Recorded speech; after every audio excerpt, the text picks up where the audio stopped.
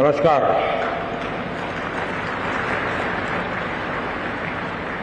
इस ऐतिहासिक कार्यक्रम में हमारे बीच उपस्थित बिहार के राज्यपाल श्री फागू चौहान जी, यहाँ के जनप्रिय मुख्यमंत्री श्री नीतीश कुमार जी, विधानसभा स्पीकर श्री विजय सिन्हा जी, बिहार विधान परिषद के कार्यकारी अध्यक्ष श्री अवधेश नारायण सिंह, उप मुख्यमंत्री श्रीमती रेणु देवी जी, तारकिशोर जी, नेता प्रतिपक्ष श्री तेजस्वी यादव जी, सभी मंत्रीगण, विधायकगण, अन्य महानुभाव, देवी और सज्जनों, आप सभी को, बिहार निवासियों को बिहार विधानसभा भवन के शताब्दी वर्ष की बहुत बहुत शुभकामनाएं। बिहार का ये स्वभाव है कि जो बिहार से स्नेह करता है, बिहार उसे, उस प्यार को कई गुना करके लौटाता है। आज मुझे बिहार विधानसभा परिसर में आने वाले देश के पहले प्रधानमंत्री होने का सौभाग्य भी मिला है। मैं इस स्नेह के लिए बिहार के जन जन को हृदय से नमन करता हूं। मुख्यमंत्री जी का, स्पीकर महोदय का भी हृदय से बहुत बहुत आभार व्यक्त करता हूं। साथियों, मुझे कुछ देर पहले शताब्दी स्मृति स्तंभ के लोकार्पण का अवसर भी मिला। ये स्तंभ बिहार के गौरवशाली अतीत का प्रतीक तो बनेगा ही, साथ ही ये बिहार की कोटि कोटि आकांक्षाओं को भी प्रेरणा देगा।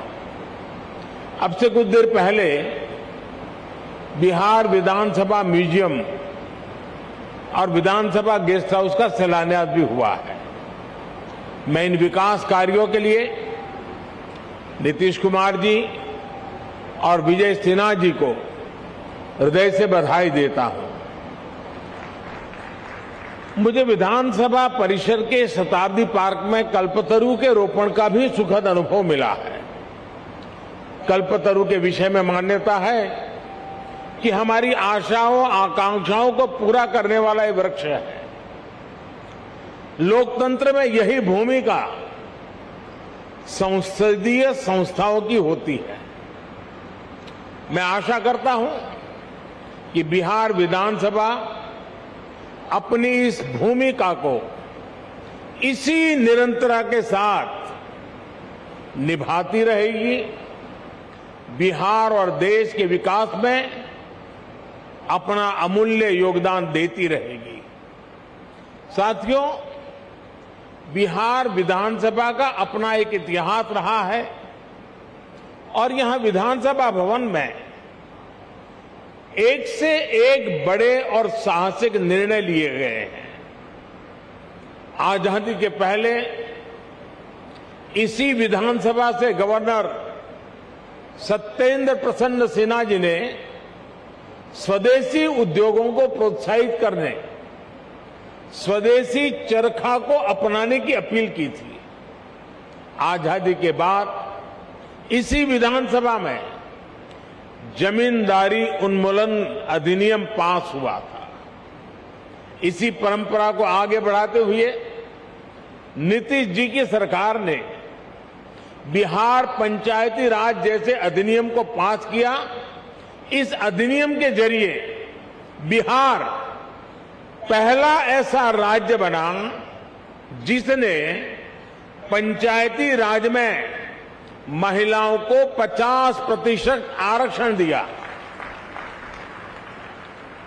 लोकतंत्र से लेकर समाज जीवन तक समान भागीदारी और समान अधिकार के लिए कैसे काम किया जा सकता है, ये विधानसभा इसका उदाहरण है।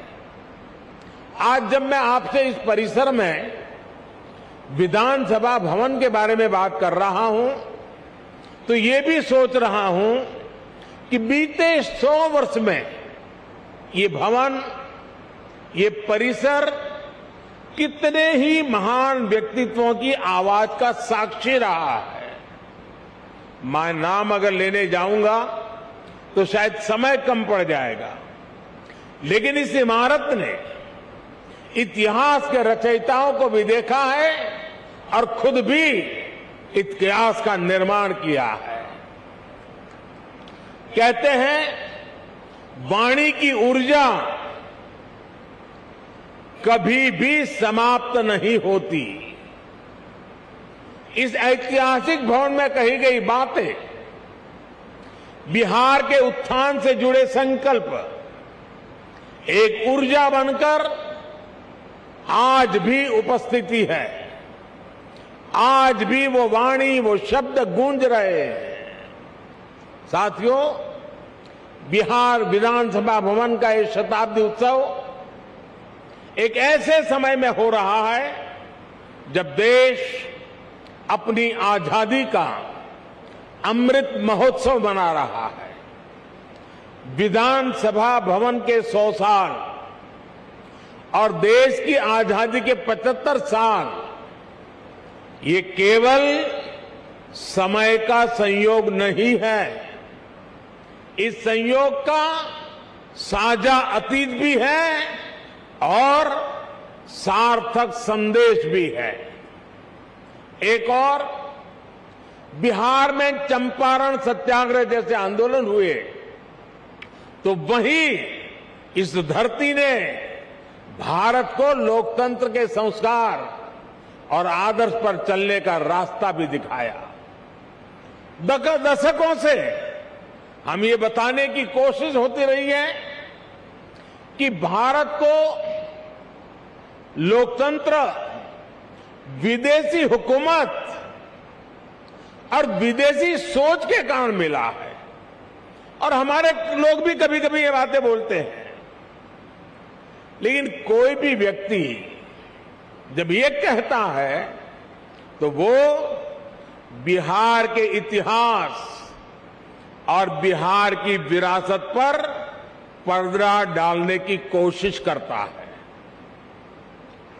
जब दुनिया के बड़े भूभाग सभ्यता और संस्कृति की ओर अपना पहला कदम बढ़ा रहे थे, तब वैशाली में परिष्कृत लोकतंत्र का संचालन हो रहा था। जब दुनिया के अन्य क्षेत्रों में जनतांत्रिक अधिकारों की समझ विकसित होनी शुरू हुई थी, तब लिच्छवी और वज्जी संघ जैसे गणराज्य अपने शिखर पर थे। साथियों, भारत में लोकतंत्र की अवधारणा उतनी ही प्राचीन है जितना प्राचीन ये राष्ट्र है, जितनी प्राचीन हमारी संस्कृति है। हजारों वर्ष पूर्व हमारे वेदों में कहा गया है, त्वाम विशो वृणताम, त्वाम विशो वृणताम राज्याय त्वाम मिमाहा प्रदिशः पंचदेवी। अर्थात राजा को सभी प्रजा मिलकर स्वयं चुने और विद्वानों की समितियां उसका निर्वाचन करें। ये वेद में कहा गया है, हजारों साल पूरे ग्रंथ में कहा गया है। आज भी हमारे संविधान में सांसदों, विधायकों का चयन, मुख्यमंत्री, प्रधानमंत्री, राष्ट्रपति का चयन इसी लोकतांत्रिक मूल्य पर टिका हुआ है।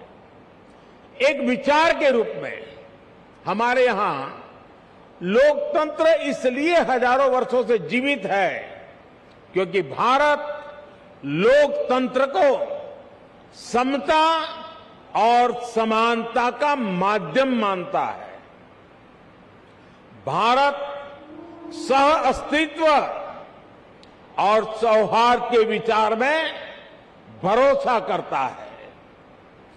हम सत्य में भरोसा करते हैं, सहकार में भरोसा करते हैं, सामंजस्य में भरोसा करते हैं और समाज की संगठित शक्ति में भरोसा करते हैं। इसलिए हमारे वेदों ने हमें यह भी मंत्र दिया है, संगच्छध्वम संवदध्वम संवो मनासी जानताम, अर्थात हम मिलकर चले, मिलकर बोले, वो एक दूसरे के मनों को, एक दूसरे के विचारों को जाने और समझे।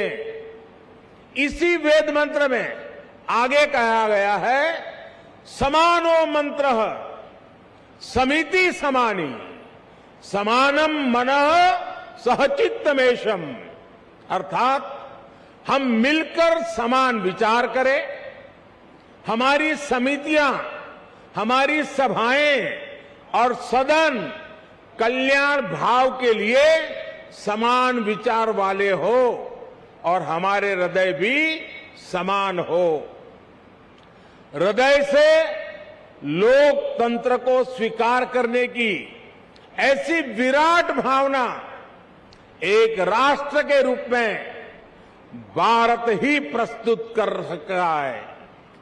इसलिए मैं जब भी दुनिया में अलग अलग जब देशों में जाता हूं, बड़े वैश्विक मंचों पर मौजूद होता हूं, तो मैं बहुत गर्व से कहता हूं, क्योंकि हमारे कान में किसी न किसी कारण से एक शब्द भर दिया गया है। हमारी मन की रचना को एक जगह पे स्थगित कर दिया गया है। हमें बार बार सुनाया गया है कि we are a largest democracy of the world, हम दुनिया की सबसे बड़े लोकतंत्र है, और हम भी उसी को स्वीकार कर लिया है बार बार सुनने के कारण। मैं आज भी दुनिया के मंच पर जब भी जाता हूं, बड़े गर्व से कहता हूं कि विश्व में लोकतंत्र की जननी ये भारत है। भारत मदर ऑफ डेमोक्रेसी है, और हमने भी, और बिहार वासियों ने तो खास, दुनिया में डंका बजाते रहना चाहिए कि we are a mother of democracy. और बिहार की गौरवशाली विरासत, पाली में मौजूद ऐतिहासिक दस्तावेज भी इसके जीवंत प्रमाण है। बिहार के इस वैभव को न कोई मिटा सकता है, न कोई छिपा सकता है। इस ऐतिहासिक इमारत ने बिहार की इस लोकतांत्रिक विरासत को 100 वर्ष तक मजबूत किया है। इसलिए मैं समझता हूं कि आज ये इमारत भी हम सभी के नमन की हकदार है। साथियों, इस भवन के इतिहास से बिहार की वो चेतना जुड़ी है जिसने गुलामी के कालखंड में भी अपने जनतांत्रिक मूल्यों को समाप्त नहीं होने दिया। इसके निर्माण के साथ और उसके बाद जो घटनाक्रम जुड़ा हुआ है, वो हमें बार बार याद करना चाहिए। किस तरह श्री कृष्ण सिंह जी ने, श्री बाबू ने अंग्रेजों के सामने शर्त रखी थी कि वो सरकार तभी बनाएंगे जब ब्रिटिश हुकूमत निर्वाचित सरकार के कामकाज में दखल नहीं देगा। कैसे द्वितीय विश्व युद्ध में भारत की सहमति के बिना देश को झोंकने के खिलाफ श्री बाबूजी ने, सरकार ने इस्तीफा दे दिया था। और बिहार का हर व्यक्ति इस बात के लिए गर्व कर सकता है। इस घटनाक्रम ने सदैव इस संदेश का संचार किया कि बिहार लोकतंत्र के खिलाफ कभी कुछ स्वीकार नहीं कर सकता। और भाई और बहनों, हम सभी ने देखा है कि कैसे आजादी के बाद भी बिहार अपनी लोकतांत्रिक निष्ठा को लेकर उतना ही अडिग, उतना ही प्रतिबद्ध रहा। बिहार ने आजाद भारत को डॉक्टर राजेंद्र प्रसाद के रूप में पहला राष्ट्रपति दिया। लोकनायक जयप्रकाश, कर्पूरी ठाकुर, बाबू जगजीवन राम, अनेक भी जैसे नेतृत्व इस धरती पर हुए। जब देश में संविधान को कुचलने का प्रयास हुआ तो भी उसके खिलाफ बिहार ने सबसे आगे आकर विरोध का बिगुल फूंका। आपातकाल के उस स्याही दौर में बिहार की धरती ने दिखा दिया कि भारत में लोकतंत्र को दबाने की कोशिशें कभी भी कामयाब नहीं हो सकती। और इसलिए मैं मानता हूं कि बिहार जितना समृद्ध होगा, भारत की लोकतांत्रिक शक्ति भी उतनी ही मजबूत होगी। बिहार जितना सशक्त होगा, भारत भी उतना ही सामर्थ्यवान होगा। साथियों, आजादी का अमृत महोत्सव और बिहार विधानसभा के 100 वर्ष का यह ऐतिहासिक अवसर हम सभी के लिए, प्रत्येक जनप्रतिनिधि के लिए आत्मविवेचना और आत्मनिरीक्षण का भी संदेश लेकर आया है। हम अपने लोकतंत्र को जितना मजबूत करेंगे, उतनी ही मजबूती हमारी आजादी को मिलेगी, हमारे अधिकारों को मिलेगी। आज 21वीं सदी में दुनिया तेजी से बदल रही है। नई जरूरतों के हिसाब से भारत के लोगों की, हमारे युवाओं की आशाएं, अपेक्षाएं भी बढ़ रही है। हमारी लोकतांत्रिक व्यवस्थाओं को इसके हिसाब से तेज गति से कार्य करना पड़ेगा। आज जब हम आजादी के 75वें साल में एक नए भारत के संकल्प के साथ आगे बढ़ रहे हैं, तो इन संकल्पों को आगे बढ़ाने की जिम्मेदारी हमारी संसद और विधानसभाओं पर भी है। इसके लिए हमें ईमानदारी और निष्ठा से दिन रात मेहनत करने की जरूरत है। देश के सांसद के रूप में, राज्य के विधायक के रूप में हमारी ये भी जिम्मेदारी है कि हम लोकतंत्र के सामने आ रही हर चुनौती को मिलकर हराएं। पक्ष विपक्ष के भेद से ऊपर उठकर देश के लिए, देश हित के लिए हमारी आवाज एकजुट होनी चाहिए। जनता से जुड़े विषयों पर सदन सकारात्मक संवाद का केंद्र बने। सकारात्मक कार्यों के लिए हमारी आवाज उतनी ही बुलंद दिखे, इस दिशा में भी हमें निरंतर आगे बढ़ना चाहिए। हमारे आचरण से ही हमारे देश की लोकतांत्रिक परिपक्वता प्रदर्शित होती है। और इसलिए दुनिया के सबसे बड़े लोकतंत्र के साथ साथ हमें दुनिया के सबसे परिपक्व लोकतंत्र के रूप में भी खुद को आगे बढ़ाना है। साथियों, मुझे खुशी है कि आज देश इस दिशा में सकारात्मक बदलाव देख रहा है। मैं अगर संसद की बात करूं तो पिछले कुछ वर्षों में संसद में सांसदों की उपस्थिति और संसद की प्रोडक्टिविटी में रिकॉर्ड वृद्धि हुई है। और अभी विजय जी ने भी विधानसभा का ब्यौरा दिया। सकारात्मकता, गतिशीलता, व्यापक रूप से विषयों की चर्चा, निर्णय, उसका पूरा ब्यौरा दिया। साथियों, वैसे संसद में भी पिछले बजट सत्र में भी लोकसभा की प्रोडक्टिविटी 129% थी, 129% थी। राज्यसभा में भी 99% प्रोडक्टिविटी दर्ज की गई। यानी देश लगातार नए संकल्पों पर काम कर रहा है, लोकतांत्रिक विमर्श को आगे बढ़ा रहा है। और हम सभी जानते हैं कि जब लोग ये देखते हैं कि उन्होंने जिन्हें चुनकर भेजा है वो मेहनत कर रहा है, सदन में उनकी बात गंभीरता से रख रहा है, तो उनका भी लोकतंत्र पर विश्वास और बढ़ता है।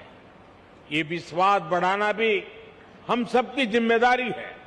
साथियों, समय के साथ हमें नए विचारों की जरूरत होती है, नई सोच की जरूरत होती है। इसलिए जैसे जैसे लोक बदलता है, लोकतंत्र को भी नए आयाम जोड़ते रहना पड़ता है। इन बदलावों के लिए हमें केवल नई नीतियों की जरूरत नहीं पड़ती, बल्कि पुरानी नीतियां और पुराने कानूनों को भी समय के अनुसार बदलना पड़ता है। बीते वर्षों में संसद ने ऐसे करीब 1500 कानूनों को खत्म किया है।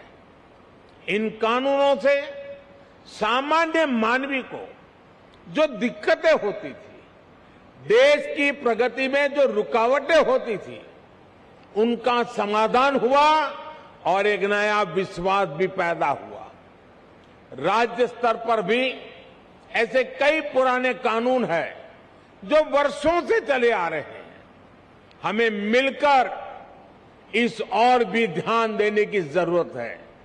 साथियों, दुनिया के लिए 21वीं सदी भारत की सदी है। हम लगातार ये सुनते आए हैं, कई लोगों के मुंह से सुनते हैं, दुनिया के लोग बताते रहते हैं। लेकिन अगर मैं भारत की बात करूं तो मैं कहूंगा कि भारत के लिए ये सदी कर्तव्यों की सदी है। हमें इसी सदी में अगले 25 सालों में नए भारत के स्वर्णिम लक्ष्य तक पहुंचना है। इन लक्ष्यों तक हमें हमारे कर्तव्य ही लेकर जाएंगे। इसलिए ये 25 साल देश के लिए कर्तव्य पथ पर चलने के साल है। ये 25 साल कर्तव्य भावना से स्वयं को समर्पित करने का कालखंड है। हमें स्वयं को अपने लिए, अपने समाज के लिए, अपने देश के लिए कर्तव्य की कसौटी पर कसना होगा। हमें कर्तव्य की पराकाष्ठा को पार करना होगा। आज भारत वैश्विक पटल पर जो कीर्तिमान स्थापित कर रहा है, आज भारत जिस तेजी से वैश्विक ताकत बनकर उभर रहा है, उसके पीछे कोटि कोटि भारतवासियों की कर्तव्य निष्ठा और कर्तव्य भावना है। लोकतंत्र में हमारे सदन जनता की भावनाओं का प्रतिनिधित्व करते हैं। इसलिए देशवासियों की कर्तव्य निष्ठा हमारे सदनों और जनप्रतिनिधियों के आचरण में भी झलकनी चाहिए। हम सदन में जैसा आचरण करेंगे, कर्तव्य भाव पर सदन के भीतर जितना बल दिया जाएगा, देशवासियों को भी उतनी ही ऊर्जा और प्रेरणा मिलेगी। एक और महत्वपूर्ण बात, हमें अपने कर्तव्यों को अपने अधिकारों से अलग नहीं मानना चाहिए। हम अपने कर्तव्यों के लिए जितना परिश्रम करेंगे, हमारे अधिकारों को भी उतना ही बल मिलेगा। हमारी कर्तव्य निष्ठा ही हमारे अधिकारों की गारंटी है। इसलिए हम सभी जनप्रतिनिधियों को कर्तव्य पालन का भी संकल्प दोहराना है। ये संकल्प ही हमारी और हमारे समाज की सफलता का मार्ग प्रशस्त करेंगे। आज जब हम देश के अमृत संकल्पों को लेकर आगे बढ़ रहे हैं, तो हमें अपने कर्तव्य में, अपने श्रम में, अपने परिश्रम में कोई कमी नहीं छोड़नी है। एक राष्ट्र के रूप में हमारी एकता हमारी प्राथमिकता होनी चाहिए। गरीब से गरीब व्यक्ति का भी जीवन आसान बने। दलित, पीड़ित, शोषित, वंचित, आदिवासी, हर किसी को हर जरूरी सुविधा मिले, ये हम सभी का संकल्प होना चाहिए। आज सबको घर, सबको पानी, सबको बिजली, सबको इलाज जैसे जिन लक्ष्यों को लेकर देश काम कर रहा है, वो हम सबकी सामूहिक जिम्मेदारी है। बिहार जैसे सामर्थ्यवान और ऊर्जावान राज्य में गरीब, दलित, पिछड़े, आदिवासी और महिलाओं का उत्थान बिहार को भी तेज गति से आगे बढ़ा रहा है और बढ़ाएगा। और बिहार जब आगे बढ़ेगा तो भारत भी अपने स्वर्णिम अतीत को दोहराते हुए विकास और सफलता की नई ऊंचाइयों को छुएगा। इसी कामना के साथ इस महत्वपूर्ण ऐतिहासिक अवसर पर आप सब ने मुझे निमंत्रित किया, इस ऐतिहासिक पल के साक्षी बनने का अवसर दिया। इसके लिए मैं राज्य सरकार का, स्पीकर महोदय का और सभी यहां के वरिष्ठ जनों का हृदय से बहुत बहुत आभार व्यक्त करता हूं। अनेक अनेक शुभकामनाओं के साथ इस 100 साल की यात्रा आने वाले 100 साल के लिए नई ऊर्जा का केंद्र बने, इसी एक अपेक्षा के साथ बहुत बहुत धन्यवाद, बहुत बहुत शुभकामनाएं।